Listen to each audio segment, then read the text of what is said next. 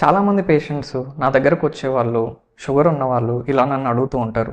Sir, నాకు sugar ఉంది కదా, నేను తీసుకునే కాఫీలో కావచ్చు, టీలో కావచ్చు, పాలల్లో కావచ్చు, జ్యూస్లో కావచ్చు, ఏదైనా పదార్థంలో మాకు షుగర్ ఉంది కాబట్టి చక్కెర వేసుకోకూడదని అంటూ ఉంటారు కదా, దీనికి ఆల్టర్నేటివ్గా మేము బెల్లం కానీ తేనె కానీ తీసుకోవచ్చా అని అడుగుతూ ఉంటారు.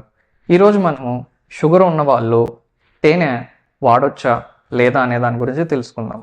This is Dr. Mohammad Mussi, family physician and diabetologist, and welcome back to our channel.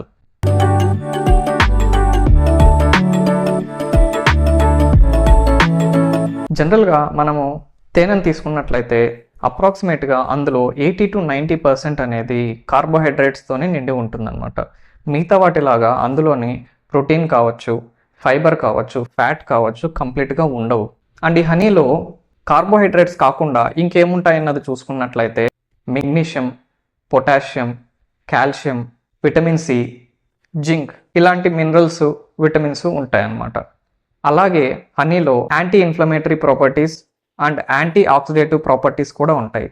ఇంత మంచి గుణాలు ఉన్న ఈ హనీని డయాబెటిక్ పేషెంట్స్ అసలు తీసుకోవచ్చా లేదా అనే దాని గురించి చూసినట్లయితే ఇందాక నేను చెప్పినట్లుగానే ఈ హనీలోని ఫైబరు, ప్రోటీను, ఫ్యాటు కంప్లీట్గా ఉండదు. 80-90% ఓన్లీ కార్బోహైడ్రేట్ ఉండడం వల్ల ఈ హనీ తీసుకున్న వెంటనే గ్లూకోజ్గా కన్వర్ట్ అయిపోతుంది అనమాట. గ్లూకోజ్గా కన్వర్ట్ అయిపోయిన వెంటనే అది బ్లడ్లోకి రిలీజ్ అవ్వడంతో ఈ షుగర్ పేషెంట్స్లోని బ్లడ్ షుగర్ లెవెల్స్ అనేది పెరుగుతాయి అన్నమాట. సో తేనె షుగర్ ఉన్న పేషెంట్స్ ఖచ్చితంగా తీసుకోకపోవడమే మంచిది. ఎస్పెషల్గా ఈ హై షుగర్స్ ఉన్నవాళ్ళు, షుగర్ రిలేటెడ్ కాంప్లికేషన్స్ ఉన్నవాళ్ళు తేనె తీసుకోకుండా ఉండడం చాలా మంచిది. అలాగే ఈ హనీలో గ్లైసెమిక్ ఇండెక్స్ అనేది చూసుకున్నట్లయితే అప్రాక్సిమేట్గా 56 నుంచి 58 వరకు ఉంటుంది. అలాగే గ్లైసెమిక్ ఇండెక్స్ మన నార్మల్ షుగర్ని చూసుకున్నట్లయితే అప్రాక్సిమేట్గా 60 ఉంటుంది. సో మనం గమనించినట్లయితే గ్లైసెమిక్ ఇండెక్స్ తేనెకి కానీ ఈ వైట్ షుగర్కి కానీ పెద్దగా డిఫరెన్స్ లేదు. సో మనం వైట్ షుగర్ తీసుకున్నా ఆల్మోస్ట్ తేనె తీసుకున్నా అంతా సరి సమానంగానే ఉంటుంది. అందుకని మనం ఒక టేబుల్ స్పూన్ హనీని తీసుకున్నట్లయితే ఆల్మోస్ట్ 64-65 కిలో క్యాలరీస్ ఉంటాయన్నమాట. దీన్ని మనం ఒక పండుతో కంపేర్ చేయాలంటే ఒక మీడియం సైజ్ యాపిల్లో ఉన్నన్ని క్యాలరీస్ ఒక టేబుల్ స్పూన్ హనీలోనే ఉంటాయి.